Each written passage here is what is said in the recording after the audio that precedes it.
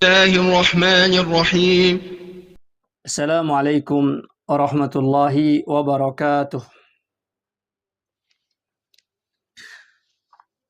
الحمد لله نحمده ونستعينه ونستغفره ونعوذ بالله من شرور أنفسنا وسيئات أعمالنا. من يهده الله فلا مضل له ومن يضلل فلا هادي له. أشهد أن لا إله إلا الله وحده لا شريك له وأشهد أن محمدا عبده ورسوله. اللهم صل وسلم وبارك على محمد وعلى آله وصحبه أجمعين وبعد. Alhamdulillah, kita malam hari ini diberikan nikmat oleh Allah Ta'ala kembali bisa berkumpul menambah ilmu kita tentang apa yang diwariskan oleh Rasulullah SAW. Salawat dan salam tercurahkan kepada uswah teladan kita baginda Rasulullah SAW. Masih kita di pembatal yang keempat tentang menganggap hukum selain hukum Islam, hukum Rasulullah SAW, hukum Allah lebih baik. Ya, hukum selain hukum Allah lebih baik daripada hukum Rasulullah SAW. Waqala, dan berkata muallif parang kitab ini yaitu Syekh Abdullah bin Bas, beliau mengatakan walakin, akan tetapi, madama, selagi, annal qadata, seorang pemimpin, sesungguhnya seorang pemimpin, illa man syaa Allah, kecuali orang-orang yang dikehendaki oleh Allah Ta'ala, minhum, di antara para pemimpin tersebut, yatlubunal huda, dia masih berupaya untuk mencari petunjuk, wat taujih, dan arahan-arahan, min ghairi kitabillah, selain dari kitab Allah, wa sunnati rasulihi, dan sunnah rasulnya, wa yahkumuna, dan dia berhukum, ghaira syariatihi, selain syariat Allah dan rasulnya, wa yatahakamuna, dan dia berupaya untuk menetapkan hukum-hukum, ila ma wada'ahu, dari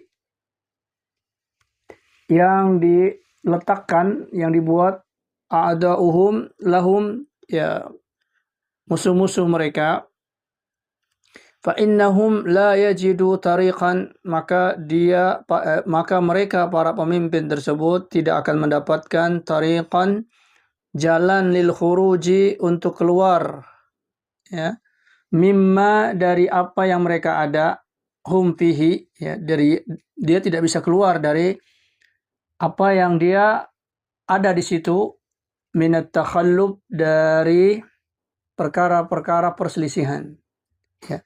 Jadi selagi para pemimpin itu berhukum kepada hukum selain hukum Allah, maka kata muallif, mereka tidak akan mendapatkan satu jalan dari solusi, mereka bisa keluar dari perselisihan, maka mereka akan terus mendapatkan perselisihan. Mereka akan berkelompok-kelompok, ya, mereka akan terus berselisih. Wa tanahuri, dan juga saling berunggul atau mengunggulkan masing-masing, fima bainahum, di antara mereka, ya. Wahtiqari a'daihim lahum, dan akibatnya musuh-musuh mereka, ya, musuh-musuh negeri tersebut akan menganggap remeh, ya, negeri tersebut, ya, karena tidak ada persatuan yang muncul di negeri yang tidak berhukum kepada hukum Allah Ta'ala tersebut, ya, sehingga mereka mudah, jadi musuh-musuh dari negeri tersebut akan mudah mengatur mereka, menguasai mereka, ya, mendikte mereka, wa adamu i'ta'ihim hukukahum, dan juga musuh-musuh dari negeri tersebut tidak akan memberikan hak-hak mereka, ya. Jadi hak-hak bernegara mereka diatur, ya, dan diawasi terus, ya. Dan apabila ada negeri-negeri itu yang kemudian menyelisihi mereka, maka mereka akan melakukan tindakan-tindakan kepada negeri tersebut. Ini yang dikatakan oleh beliau. Ya. Kemudian beliau mengatakan waqala, dan beliau berkata, dinullahi dinun syamilun. Sebenarnya agama Allah itu agama yang sudah sempurna, sudah meliputi segala sesuatu. Ya. Yashmalu masalihal ibadi fil ma'ashi wal ma'ad. Bahwa syariat Islam ini, aturan yang diterapkan oleh Allah Ta'ala, yang dibawa oleh Rasulullah adalah sudah mencakup seluruh kemaslahatan hamba. Ya. Fil ma'ashi, baik itu di dalam kehidupan dunia dia. Ya, kehidupan dunia dia, bagaimana dia mengatur ekonominya, bagaimana perdagangan, ya, bagaimana pergaulan, baik sesama kaum muslimin maupun kepada selain umat Islam, sudah diatur oleh Allah Ta'ala. Lengkap. Ya. Wal ma'adi, dan juga kelengkapan agama Allah ini, agama Islam ini, adalah nanti setelah kematian itu. Ya. Seseorang akan mendapatkan satu hal yang baik setelah kematian. Kalau di dalam hidup sudah di banyak bukti menunjukkan bahwa sistem Islam begitu lengkap. Ini kalau kita tanya, ya ikhwati azakumullah, tentang sistem-sistem yang diterapkan oleh agama-agama di luar Islam, ya, maupun juga sistem yang diterapkan oleh sistem manusia, lebih banyak mereka menguntungkan para penguasa, orang-orang yang memiliki modal besar, ya, dan seterusnya. Ya, sehingga justru inilah kelemahan-kelemahan dari sistem tersebut, sehingga timbullah ya huru-hara, timbullah kesengsaraan, dan timbullah juga perlawanan dari orang-orang lemah. Ya, karena mereka lebih berpihak kepada siapa yang memberikan keuntungan. Berbeda dengan apa yang diatur oleh Allah Tabaraka wa Ta'ala. Maka Allah mengatur seluruh kehidupan manusia itu, baik yang miskin maupun yang kaya, ya, baik mereka negeri yang makmur maupun yang tidak makmur. Semuanya diterapkan hukum-hukum yang berimbang. Ya. Maka fahuwa ibadatun wa qiyadatun. Maka agama Islam itu adalah agama untuk beribadah kepada Allah, dan juga agama yang bisa untuk memimpin, mengelola kehidupan manusia ini. Ya, bukan hanya dia beribadah, hubungan dia kepada Allah, beribadah, itu sudah jelas. Ya. Tidak ada ibadah yang lebih baik daripada Islam. Ya, karena tidak ada ibadah itu kecuali bisa dilakukan oleh seorang hamba. Allah tidak memperberat ibadah-ibadah di dalam Islam. Apabila mereka kesulitan, maka akan diberikan kelapangan. Karena itu ada kaidah di dalam agama ini, idza daqal amru ittasa'. Apabila terjadi kesempitan di dalam suatu perkara, di dalam melaksanakan ibadah kepada Allah, ittasa', maka diberikan kelapangan oleh Allah. Ketika kita mendapatkan kerumitan di dalam perjalanan untuk sholat, maka Allah memberikan keluangan, keringanan, yaitu dengan hanya melaksanakan 2 rakaat saja, sholat-sholat yang 4 rakaat. Bahkan apabila perkara itu semakin rumit, diberikan oleh Allah Ta'ala ya pengurangan waktu, hanya dengan 3 waktu, zuhur dengan asar 1 waktu, maghrib dengan isya 1 waktu, kemudian sholat subuh. Ya, diberikan oleh Allah Ta'ala keringanan. Maka begitu mudahnya ibadah di dalam Islam, dan tidak ada di dalam Islam itu ibadah untuk menyiksa hamba. Ya, supaya hamba ini menjadi terhina, tidak. Semua ibadah yang diterapkan oleh Allah membuat manusia itu mulia. Ya. Dan tidak sesuatu yang menyiksa. Kemudian waqiyadatun. Agama Islam ini untuk memimpin. Ya, kalau orang memimpin dengan syariat Islam, maka itu pun terjadi kemudahan, kemakmuran, dan juga kedamaian bagi setiap orang-orang yang berada di dalam kepemimpinan Islam. Dan itu kita bisa lihat di masa para sahabat ridwanullah alaihim ajma'in, ya, ketika Umar menaklukkan Mesir, maka beliau membiarkan orang-orang di luar Islam untuk beribadah. Tidak diganggu, tidak dirubuhkan gereja-gereja, tidak dirubuhkan bihara-bihara, dibiarkan. Ya, karena kita sudah sebutkan di pertemuan yang lalu, Islam memandang orang-orang di luar Islam adalah orang-orang yang belum mengenal Islam. Ya, sehingga mereka yang belum kenal diberikan uzur jahal, uzur ketidakmengertian, sehingga bolehlah mereka melaksanakan ibadah-ibadah mereka. Lalu mereka tetap diberikan dakwah, ya, diberikan arahan tentang Islam sampai terbuka hati mereka bahwa agama mereka adalah di luar agama yang benar, menyimpang. Jadi semua yang agama di luar Islam adalah agama yang menyimpang. Ya, karena Allah tidak disembah kecuali dengan aturan Allah, yaitu al-Islam. Maka yakunul mu'minu abidan. Maka adalah seorang mukmin itu abidan, seorang hamba Allah. Ya, dia beribadah kepada Allah, dia sholat, dia saum, dia haji. Ya, dia melakukan perintah-perintah Allah untuk taat kepada Allah, beribadah kepada Allah Ta'ala. Wa yakunu, dan di sisi yang lain adalah dia qaidan, bisa menjadi pemimpin lil jaisi, kepada pasukan. Ini contoh. Ya, maka didapatkan ada orang alim, dia juga pedagang. Ada orang alim di dalam masalah agama ini, dia juga seorang pimpinan negara. Ya. Ada seorang alim, dia juga seorang guru, dia juga seorang petani, dia seorang tukang. Ya.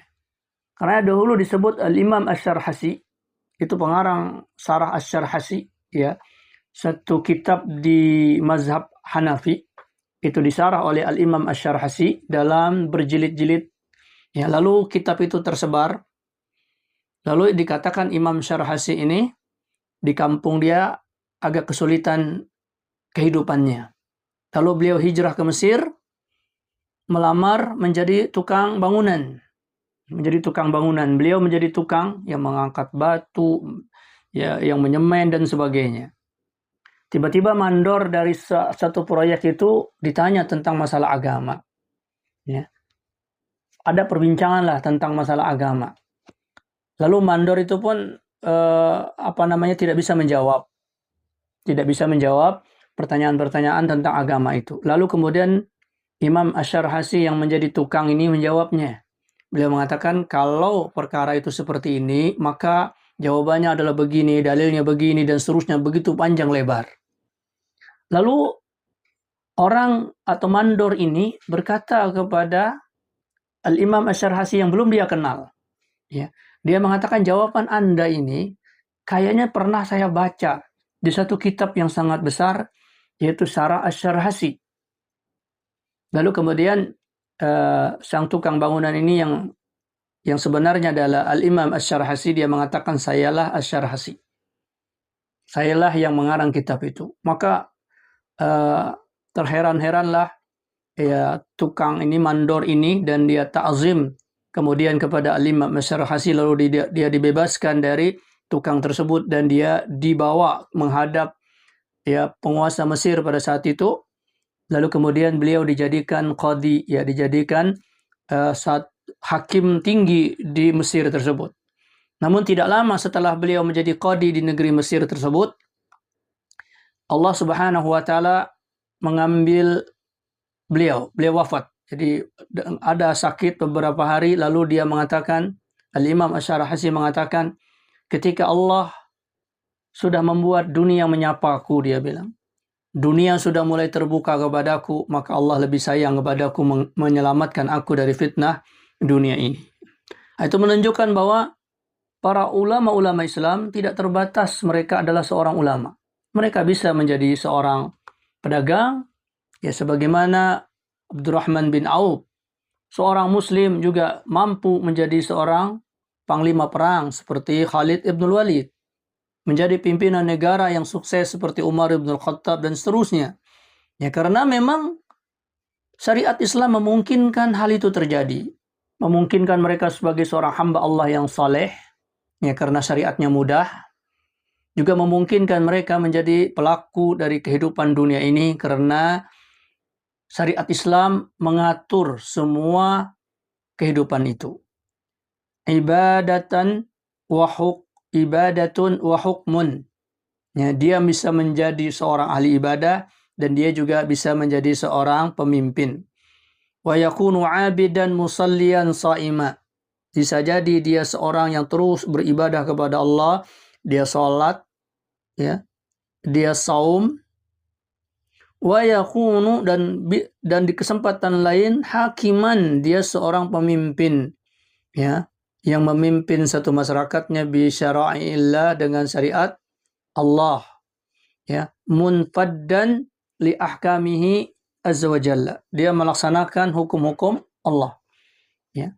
Dan ini sampai sekarang kita tidak bisa dapatkan, ya. Ada seorang ahli agama di agama lain, dia satu sisi seumpama menjadi seorang pendeta, lalu kemudian dia menjadi pimpinan negara, dia menjadi pengusaha, tidak kita dapatkan.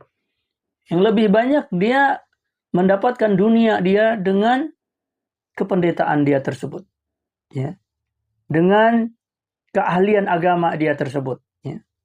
Sementara kaum muslimin, ya, kita dapatkan orang-orang yang ahli agama, juga seorang pedagang, ya, seperti Al-Imam Abu Hanifah, seorang pedagang besar, ya.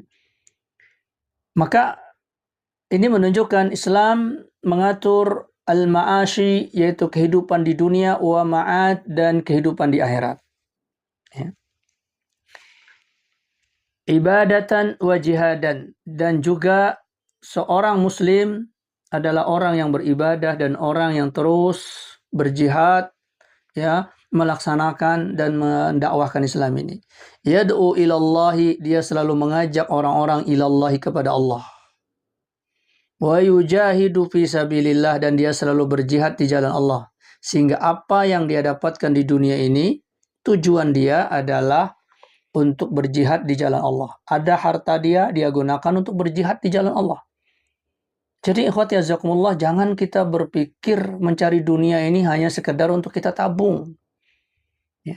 Namun harta itu kita gunakan untuk menegakkan ibadah kepada Allah, baik ibadah kita secara pribadi, ya, karena hendaklah seseorang itu kalau dia mencari dunia, tidak ada niat dia kecuali dengan harta itu dia bisa beribadah kepada Allah, ya.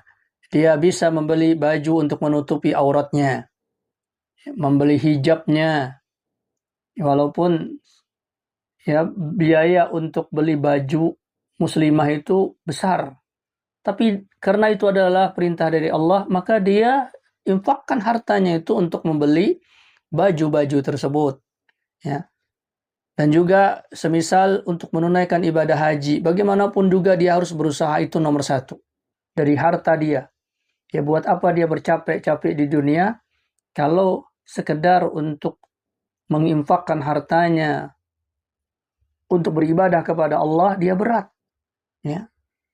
Dan juga termasuk diantaranya harta-harta itu dia gunakan untuk membantu kaum muslimin lainnya di dalam kesulitan-kesulitan hidup mereka, dan juga membantu dakwah-dakwah dari kaum muslimin. Ya, sering kita dapatkan ada orang-orang yang bikin pesantren, yang tujuannya sebenarnya adalah untuk menyiapkan generasi muslim yang mengerti ahkamu syariah, hukum-hukum syariat. Tapi karena banyak orang berpikir, buat apa orang sekolah kalau nggak bisa kerja di hidupan dunia ini? Akhirnya pesantren ikut-ikutan, ya. Akhirnya santri diajarin ngembala kambing, ya, diajarin berdagang, ya, diajarin berbisnis, ya, sehingga tidak ubahnya pesantren seperti sekolah-sekolah umum juga, ya, yang kadang-kadang pelajaran bisnisnya pun setengah, belajar agamanya setengah. Nah, ini karena apa? Karena kadang-kadang kaum muslimin berdiri sendiri-sendiri dengan harta mereka, ya, sehingga terpaksalah orang-orang yang melakukan lembaga pendidikan Islam untuk bisa meraih orang-orang yang mau belajar, maka mereka diberikan satu janji-janji, ini akan diberikan pelajaran kewirausahaan, ya, belajar ini, belajar itu, mengembala kambing, berdagang, ya, bagaimana buat konten di internet, dan lain-lain sebagainya. Bagaimana menguasai teknologi dan sebagainya. Akhirnya tidaklah ubah orang-orang yang lulus di pesantren itu seperti orang-orang yang lulus di umum. Dan bahkan bisa jadi kita di separuh. Mereka juga tidak begitu mahir, ya karena mereka separuh-separuh diajarin bisnisnya. Dan yang lebih menyedihkan lagi, agamanya pun ya sangat minim karena mereka harus ya berbagi waktu tersebut. Padahal di dalam Islam, orang yang belajar agama itu harus tafarruq, ya, harus konsentrasi. Dia mentelaah Al-Quran, mentelaah hadis yang begitu dalam. Ya, sehingga semua kesibukan-kesibukan, bahkan kesibukan yang wajib sekalipun, ya seperti berperang, itu ditiadakan bagi orang yang menuntut ilmu agama. Disebutkan di dalam surat Taubah, "Falawla nafara min kulli firqatin ta'ifatun liyatafaqahu fid din." Hendaklah ada satu kelompok dari kaum muslimin ini, orang-orang yang berkonsentrasi mempelajari Islam, mempelajari hadis, mempelajari Al-Quran, dan mereka tidak diikutkan jihad. Tidak diikutin jihad. Supaya mereka bisa belajar agama ini. Kemudian apa? Liyunzaru qaumahum idza raja'u ilaihim. Supaya nanti masih ada orang-orang yang memberikan peringatan ini. Ketika mereka lulus, mereka balik lagi ke kampung mereka, ke komunitas mereka, ke masyarakat mereka, dan mengingatkan kembali dengan kitabullah, ya, dengan kitab Allah, dengan sunnah Rasulullah. Maka otomatis, ikhwati azzakumullah, ada keikutsertaan kaum muslimin yang di dalam membiayai pendidikan din itu. Ya. Biarkan yang jadi pengusaha, Ya. Jangan libatkan para pimpinan pondok pesantren jadi pengusaha. Akhirnya pas sibuk dengan usaha, lupa mengelola santrinya. Ya. Maka biarkan mereka ya dengan ilmu-ilmu din itu berkonsentrasi, maka kaum muslimin yang lain berjihad dengan menginfakkan harta mereka untuk orang-orang yang belajar. Memberikan beasiswa mereka supaya mereka konsentrasi di dalam ilmu din. Dan ketika mereka mengetahui ilmu din, ilmu agama, maka tidak ada satu urusan dunia pun yang tidak diketahui oleh ahli agama.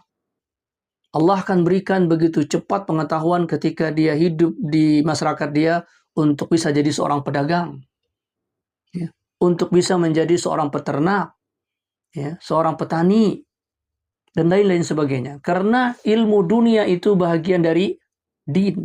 Maka Allah berikan cepat ilham kepada mereka. Allah ajarkan lebih cepat daripada orang-orang yang tidak taat kepada Allah. Karena kita dapatkan Rasulullah SAW mengajarkan mereka din, agama. Rasulullah tidak pernah mengajar sahabat bagaimana bertani. Ya, pernah beliau ada sedikit ikut terlibat di dalam pertanian. Ya, akibatnya pertanian agak sedikit kurang bagus. Ya, Rasulullah melihat para sahabat itu sibuk mengawinkan pohon kurma. Ya, melakukan pencampuran serbuk di pohon kurma. Kata Rasulullah, kayaknya kalian jangan terlalu sibuk di situ, tinggalkan saja. Ya. Kemudian mereka meninggalkan dalam penyerbukan pohon kurma tersebut. Dan itu berakibat kemudian mereka datang kepada Rasulullah, ya Rasulullah, pohon kurma tidak berbuah. Kami meninggalkan penyerbukan pohon kurma. Lalu kemudian Rasulullah mengatakan, antum a'lamu bi umuri dunyakum. Kalian tuh lebih tahu dengan urusan dunia kalian. Sudah, kalian lanjutkan itu. Ya, artinya ketika Rasulullah SAW mengajarkan mereka beribadah kepada Allah, mengajarkan mereka untuk taat kepada Allah, untuk berakidah, bertauhid, maka kemudian mereka dengan sendirinya begitu cepat belajar untuk urusan dunia. Begitu cepatnya Umar ibnul Khattab menjadi pemimpin dunia, ya, melebihi orang-orang yang bergelut ribuan tahun di dalam mengelola dunia. Umar ibnul Khattab dalam kepemimpinan beliau yang tidak kurang lebih dari 10 tahun, beliau menaklukkan Persia, menaklukkan Romawi, dan menjadikan negeri-negeri yang ditaklukkan itu menjadi makmur. Ya. Menjadi negeri-negeri yang kemudian memilih untuk mengikuti Islam. Ya. Maka tidak ada ya kemahiran itu kecuali mereka beribadah kepada Allah dan berjihad. Ya. Karena itu tadi kita sudah sebut, ada orang-orang yang ditakdir oleh Allah Ta'ala, dia menjadi pengusaha. Ada yang ahli ilmu tentang masalah dunia. Ada orang-orang yang ahli di agama. Maka tidaklah didapatkan kecepatan di dalam perkara tersebut kecuali karena ketakwaan mereka kepada Allah. Mereka beribadah, mereka sholat, mereka menjaga ibadahnya, maka apa dari problem dunia ini diberikan oleh Allah Ta'ala ilham kepada dia untuk bisa dia tangani. Ya, karena itu ikhwati azakumullah, hendaklah seseorang itu berjihad di jalan Allah, baik dengan hartanya, dengan jiwanya. Dan saling mereka takaful, ya, saling mereka bantu-membantu di dalam menegakkan agama Allah ini. Ya, di antaranya yang tadi kita sebut bersama-sama di dalam membentuk generasi muslim yang mengerti hukum din itu, ya. Maka yujahidu fi sabilillah, dia juga berjihad kepada Allah. Man kharaja an dinillah, yaitu kepada orang-orang yang keluar dari agama Allah. Ya. Jadi orang-orang yang keluar dari agama Allah itu adalah orang-orang yang dikasihi. Artinya kita tidak rela mereka masuk ke dalam api neraka. Maka kita berusaha mereka bisa masuk ke dalam surganya Allah dengan menyampaikan dinillah al-Islam ini. Karenanya ada seorang bertemu dengan salah satu masyayikh. Orang ini punya pikiran radikal atau ekstrim menurut bahasa orang sekarang ini. Yaitu dia tidak melihat orang-orang yang bermaksiat kecuali harus disingkirkan. Ya. Orang-orang yang tidak berhukum kepada hukum Allah harus disingkirkan dengan cara memusnahkan mereka. Ya, dengan melakukan pembunuhan, dengan melakukan pengeboman. Lalu saya itu bertanya kepada orang yang punya pikiran seperti itu. Dia bilang, apa tujuan dari syaitan menggoda manusia? Maka orang itu mengatakan, ya supaya manusia ini mengikuti syaitan, menjadi teman dia di neraka. Kemudian kata beliau, lalu apa bedanya dengan Anda? Apabila Anda melihat orang-orang bermaksiat, ya, orang-orang yang tidak berhukum kepada hukum Allah, dan kemudian mereka dilenyapkan dengan melakukan tindakan pembunuhan kepada mereka, di mana akhir dari orang-orang itu? Ketika mereka tidak berhukum kepada hukum Allah dan kemudian dibunuh, di mana tempat mereka? Maka orang itu mengatakan di neraka. Lalu Syekh itu mengatakan, kalau begitu tugas Anda sama dengan setan, sama dengan iblis, yaitu memasukkan orang ke dalam neraka. Padahal sesungguhnya sifat seorang muslim adalah berupaya menggagalkan perbuatan syaitan, yaitu dengan mengajarkan manusia ini tentang ketauhidan, dengan penuh kesabaran mengajari manusia untuk kenal kepada Allah Subhanahu wa Ta'ala. Perlahan-lahan diberikan hujah-hujah, didebat dengan cara yang mulia dan agung, ya, sehingga kemudian mereka bisa bertaubat kepada Allah, diberikan kesempatan hidup supaya mereka kenal kembali kepada Allah Subhanahu wa Ta'ala. Inilah din al-Islam.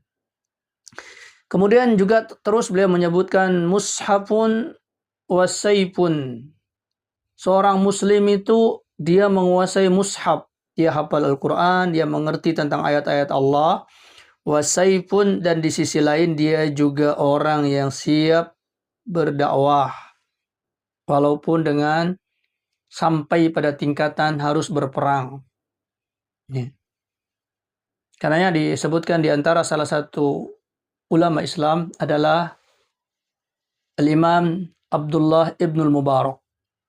Ya, Abdullah ibnul Mubarak diceritakan adalah seorang pedagang yang sukses dan beliau memiliki harta yang banyak, namun beliau tidak tergoda dengan harta tersebut. Beliau gunakan untuk menginfaki diri beliau di dalam berjihad di jalan Allah Subhanahu wa Ta'ala.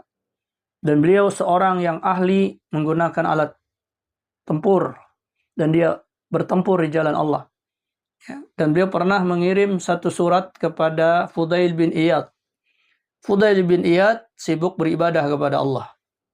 Maka beliau mengatakan wa dumu'una wa dima'una fi nuhurina fi sabilillah afdalu min dumu'ika fi jawfil laili. Kata beliau, darah-darah kami yang mengalir di dada-dada kami akibat tusukan pedang di jalan Allah itu lebih berat timbangannya di sisi Allah dari tangisan air mata yang kau lakukan sendirian di malam hari. Ini seorang ulama Abdullah ibnul Mubarak.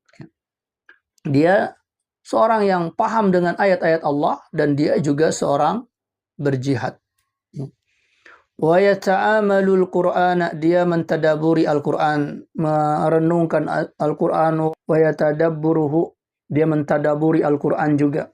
Wa yanfadhu ahkamahu, namun dia juga melaksanakan hukum-hukum Al-Qur'an tersebut bil quwwah, dengan segala kemampuan dia. Walau bis sayfi, walaupun harus dengan pedang.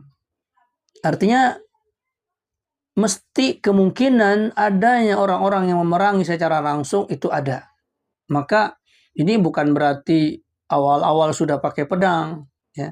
Maksudnya sampai nanti ada orang-orang yang memaksakan ya hukum-hukum mereka itu dengan memerangi kaum muslimin menggunakan senjata-senjata, ya, senjata-senjata perang. Maka seorang muslim pun terpaksa membela dirinya dan juga ya mendakwahkan Islam itu bisayfi, dengan alat perang. Idza da'atil hajah ilaihi, ketika memang ada kebutuhan yang mengharuskan sampai mengangkat senjata tersebut, ya. Kemudian waqala, dan beliau mengatakan fala yakunu 'abidan lillahi man khadha'a li rabbih fi ba'di jawanibi hayatihi. Bukanlah dikatakan orang itu hamba Allah ketika dia tunduk kepada Allah, kepada Rabb-nya di sebahagian sisi kehidupan. Wa khadha'a lil makhluqin, lalu kemudian dia di sisi yang lain fi janibi ukhra, di sisi yang lain dia tunduk kepada manusia, ya. Maka sebahagian dia tunduk kepada manusia, sebagian dia beribadah kepada Allah. Tidaklah demikian, ya. Salat jalan, riba juga jalan. Maka ini bukanlah seorang hamba Allah, ya, karena berarti dia seakan-akan mengatakan di sini ada hukum Allah, di sini ada hukum manusia. Maka jadilah dia musyrik, ya. Dia menggabungkan hukum Allah dengan hukum manusia. Wa hadzal ma'na, dan makna inilah yu'aqqiduhu qauluhu ta'ala, yang dikuatkan oleh firman Allah Ta'ala, fala wa rabbika la yu'minuna hatta yuhaqqimuka fima syajara bainahum. Maka demi Rabb engkau, la yu'minuna, tidak akan beriman mereka itu, hatta yuhaqqimuka, sampai mereka menerapkan hukum engkau wahai Muhammad, fima syajara bainahum, dalam hal yang mereka berselisih. Ya, artinya tidak ada satupun yang mereka terapkan untuk mengambil simpati dari manusia, ya. Tunduk kepada manusia, tetapi dia menundukkan hukum itu adalah hukum Allah Subhanahu wa ta'ala. Maka kata beliau, fala yatimmu imanul abdi, maka tidaklah sempurna iman seorang hamba, illa, kecuali, idza amana billah, ketika dia beriman kepada Allah. Ya, beriman, dia meyakini Allah sebagai ilahnya, wa radiya, dan dia ridha, hukmahu, hukum Allah, fil qalili, di dalam hal yang sedikit, wal katsiri, di dalam hal yang banyak, wa tahakama ila syariatihi, dan dia berhukum, menjadikan hukum kepada syariat Allah, wahdaha, hanya saja, hanya dengan syariat Allah saja dia berhukum, fi kulli sya'nin, di dalam setiap keadaannya, min su'unihi, dari semua keadaan-keadaan hidupnya, ya. Baik masalah dia di masjid, maupun masalah dia di pasar, maupun masalah pergaulan dia, ya, maupun di segala masalah hobi-hobi dia, ya, dia tundukkan kepada sesuatu yang membuat Allah cinta. Fil anfusi, di dalam jiwa-jiwa mereka,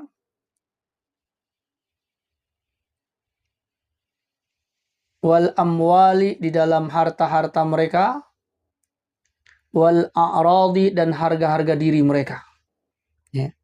Mereka tidak perlu dihina, dimaki, yang penting mereka taat kepada Allah. Ya. Apa artinya harga diri tapi kemudian tidak melaksanakan perintah Allah? Apa artinya harta kalau kemudian membawa kemaksiatan? Apa artinya hidup seorang manusia kalau dia maksiat kepada Allah? Ya. Illa kana abidan li ghairihi, kalau ya harga diri, harta tersebut, ya harga diri, harta jiwa, itu hanya untuk sebagai penghamba kepada selain Allah. Apa gunanya? Ya. Kama qala ta'ala, sebagaimana Allah Ta'ala berfirman, walaqad ba'athna fi kulli ummatin rasula. Kami telah mengutus, benar-benar telah mengutus di setiap umat rasulah, utusan kami, kata Allah. Dan utusan ini bisa nabi, bisa rasul, bisa para ulama. Ya. Ani'budullah. Jadi ini bukan hanya ayat-ayat sudah berlaku dari zaman dahulu. Tidak, sampai zaman sekarang. Allah pasti utus di setiap umat itu rasulah, utusannya Allah. Baik pangkat mereka nabi, rasul, para ulama, para muballigh, yang ikhlas kepada Allah Subhanahu wa taala. Apa yang diperintahkan kepada utusan ini, yaitu mengajak ani'budullah, supaya mereka umat manusia ini menyembah kepada Allah. Wajtanibut taghut, dan meninggalkan taghut, meninggalkan hukum selain hukum Allah Subhanahu wa taala.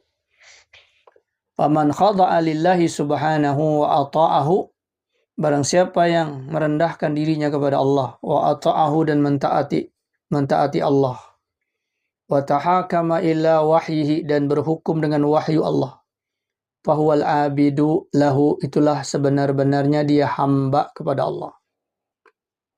Wa man khada'a li ghairihi, dan siapa yang tunduk menghinakan diri kepada selain Allah, wa tahakama, dan berhukum ila ghairi syari'ihi, kepada selain syariat Allah, faqad abadat taghut, maka sesungguhnya dia menyembah taghut, yaitu selain Allah.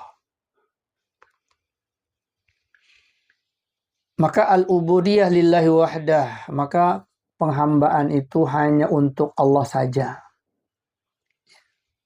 Wal bara'atu, dan harus berlepas diri, tidak mau terlibat min ibadatit taghut wa tahakumu ilaihi, dari penyembahan kepada taghut dan berhukum dengan hukum yang dibuat oleh selain Allah dan Rasulnya.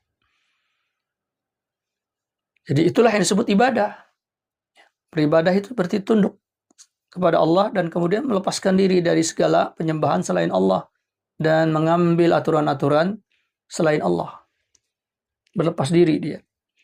Kemudian ikhwati azakumullah, juga bentuk kita mengunggulkan hukum Allah itu adalah termasuk dari muqtada syahadati alla ilaha illallah. Itu adalah tuntutan dari syahadat kita. Kita mengatakan la ilaha illallah, tapi kemudian dalam kehidupan masih mencari hukum selain Allah. Ya berarti syahadat ini adalah palsu. Ya. Kalau syahadat itu benar, ya, maka dia benar-benar mengakui hukum Allah. Wa anna Muhammadan abduhu wa rasuluh. Dan juga dia bersaksi bahwa Nabi Muhammad adalah hamba Allah dan utusan Allah. Ya. Utusan berarti apa? Menyampaikan yang datang dari Allah. Sehingga kita tidaklah berbuat kecuali apa yang datang dari Rasul. Bukan apa yang kita pikirkan baik atau buruk, tapi yang datang dari Rasulullah sallallahu alaihi wasallam. Sehingga ikhwati azakumullah, tidak ada orang hari ini ketika dia berbuat dengan sebuah aktivitas kecuali dia bertanya, adakah aktivitas ini boleh dari Rasulullah Sallallahu Alaihi Wasallam? Apakah ada contohnya? Apakah ini tidak menyelisihi sunnah Rasulullah? Itu yang dia pikirkan. Ya. Fallahu subhanah, maka Allah maha suci, Allah wa Rabbun nas, dialah Rabb sekalian manusia. Jadi semua manusia itu harus nyembah Allah. Wa ilahuhum, dan sesembahan mereka. Walladzi khalaqahum, dialah Allah yang menciptakan mereka semuanya. Wa huwalladzi ya'muruhum wa yanhahum, dialah Allah yang memerintah mereka dan yang melarang mereka. Wa yuhyihim, yang menghidupkan mereka. Wa yumituhum, dan yang mematikan mereka. Wa yuhasibuhum, yang menghisap mereka. Wa yujazihim, dan yang membalas mereka. Wa huwal mustahaqqu, dan dialah Allah Ta'ala yang berhak, ya, lil ibadati, untuk disembah, duna kulli ma siwahu, ya, tanpa melibatkan sesuatu pun selain Allah. Qala ta'ala, maka Allah Ta'ala berfirman, ala, ketahuilah, lahu, hanya milik Allah, hanya milik dia, al-khalqu, penciptaan, wal amru, dan segala perkara. Dikembalikan semuanya kepada Allah. Fakama annahu al-khaliqu wahdah, sebagaimana Allah itu adalah pencipta satu-satunya, fahuwal amiru, maka dialah Allah yang memerintah. Allah lah yang memerintah, Allah yang menciptakan, Allah yang memerintah.